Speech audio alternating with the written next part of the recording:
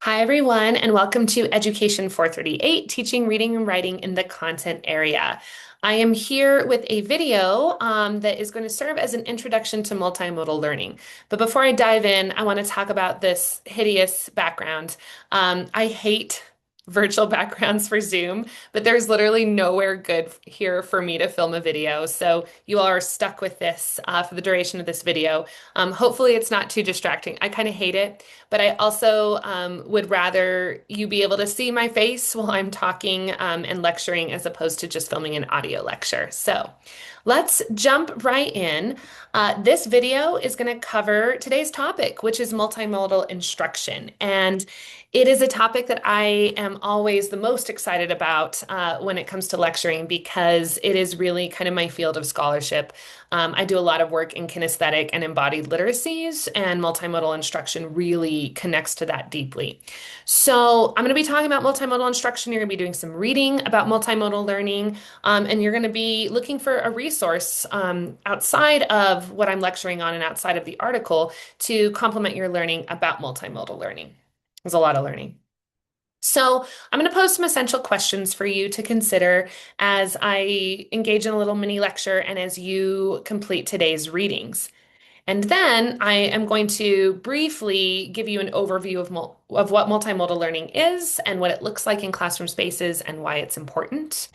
And then I will give you your instructions for your attendance participation grade today. And I hope you enjoyed having yesterday off. And then I'll just end with one quick reminder. So let's jump right in. Today's topic is, of course, multimodal instruction. And our essential questions, the first one is, why is multimodal instruction so essential? So why do we need to step beyond just engaging students with print texts and just engaging students in one type of instructional strategy? I also want you to think about how multimodal instruction speaks to diverse learners, to learners in your classroom who retain and show mastery of content in different ways. And then I want us to think about this last question in connection to the course. So how might we draw on multimodality to teach vocabulary, to teach reading, writing, discussion skills, all of those things that we have talked about as necessary for academic fluency in your field and beyond. So I'm going to jump right in. I am trying with this mini lecture to connect multimodal learning as closely as I can to literacy development and to multiliteracy development. So, what do we mean by multimodal learning? So, multimodal learning is going to pull upon the senses. So, it engages multiple sensory modalities or channels to enhance the way that students learn and the way that students experience learning. This is all done with the goal to promote a deeper understanding of the concepts that you are teaching. So, multimodal learning, instead of relying on just a single mode of communication, such as like a traditional lecture, a text-based material like a novel, multimodal learning is going to engage your students through connecting to various senses and or to different types of media. So, when we talk about multimodal learning, we are talking about information being presented in different formats and forms and mediums, right? Such as text or image, videos, audio, and other interactive elements. And we do this because we want to respect and honor the different ways that our students learn in our classroom spaces. And really, by doing this, we maximize the learning potential of all the students in our classroom. So, by incorporating multiple modes of representation, by presenting information in different ways across different modes and mediums, we allow students to access, to process, to show mastery of information using the sensory channels that work best for them. So this, of course, is going to reinforce their understanding and retention of the material, right? I am very much a kinesthetic learner. I learn by getting up and moving as I am learning content. I'm also very much a visual learner. So in classroom spaces that hit up those modalities, I feel like I can really succeed in showing retention and mastery of whatever is being taught. So, the more we speak to different kinds of mediums in our teaching, the more we are actually promoting learning amongst all of our students. Multimodal learning also recognizes that students have different learning styles and preferences, right? I just talked about this and it feels Captain Obvious, but I think sometimes we forget, right? The way that we learn might not be the way that our students learn. So you might be someone who is very much a tactile learner or very much someone who learns by listening, but might not be true for all of your students. So our goal then is to bring in as many modalities as we can when teaching so that we are reaching the greatest number of students that we possibly can. Some students may learn better through visual cues. Others may benefit from auditory explanations, hands-on activities, okay? By presenting information through multiple modalities, we reach a broader range of students. We also create a more inclusive learning environment. And what's really interesting to me is that if you're incorporating a lesson, let's say, that includes visual elements, you're not only reaching your learners who are visual learners, you're also in some ways supporting the learning of all your students because you're giving them multiple ways of accessing and thinking about information. Multimodal learning also acknowledges the power of multimedia, okay, going beyond just text-based materials in engaging students. This is so important, especially in 2026, when the majority of our students are constantly engaging with digital tools. So it makes learning more interactive and dynamic. It leverages technology and digital tools to integrate different modes of representation seamlessly. So I'm not saying that you need to incorporate tech in every single lesson that you do, but making sure that you're giving students choice in how they present information and how they access information is our responsibility, right, as teachers. We want to allow our students to explore, interact, construct knowledge in personal and in meaningful ways. And the way that we do that is speaking to the ways that they learn and think. Our goal always should be to combine two or more multimodal learning modes, two or more modalities in any lesson or unit that we do to provide a well-rounded experience for our students. And I guarantee, like I said, that this is going to benefit all the students in your classroom, right? They're going to be exposed to different ways of engaging with material. And I can't stress this enough. Multimodal approaches help students achieve success in their own way. So here is kind of just a summary of some of the benefits of multimodal learning, and you'll definitely read about these in the literature review that I have given you to read today. It's an article that really kind of combines research that's been done on multimodal instruction with adolescent learners. But here are some of the benefits that I want to talk about in this video. Definitely improved engagement, right?